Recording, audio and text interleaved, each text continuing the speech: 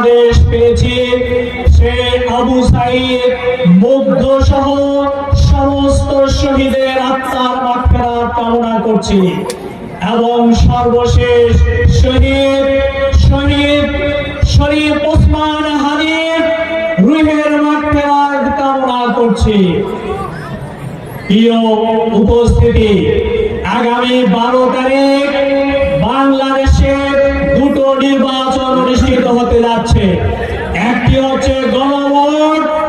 এই গণভোটে আমাদেরকে হাকে বিজয়ী করতে হবে। হ্যাঁ যদি বিজয়ী হয়, জুলাই চেতনা বাস্তবায়ন হবে। হ্যাঁ যদি বিজয়ী হয়, রাজার ছেলে রাজা হওয়ার পথ চিরদিনের জন্য বন্ধ হয়ে যাবে। হ্যাঁ যদি জয়যুক্ত হয়, বিচার বিভাগ স্বাধীন হবে, ন্যায় এবং ইনসাফ বাংলাদেশে প্রতিষ্ঠিত হবে। ভাইরা,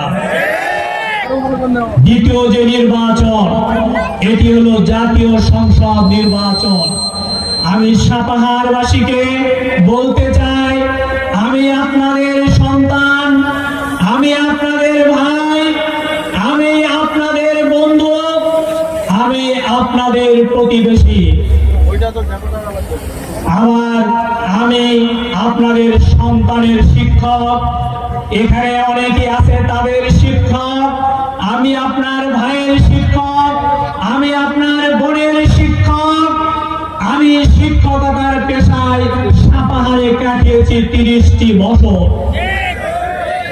একটি আশ্রার ঘর থেকে আপনাদের সহযোগিতায়, আল্লাহর মেহেরবানিতে আল হেলাল ইসলামী একাডেমি এন্ড কলেজ নওগাঁ জেলার একটি সুনামধন্য প্রতিষ্ঠানে রূপান্তরিত হয়েছে। ভাইরা,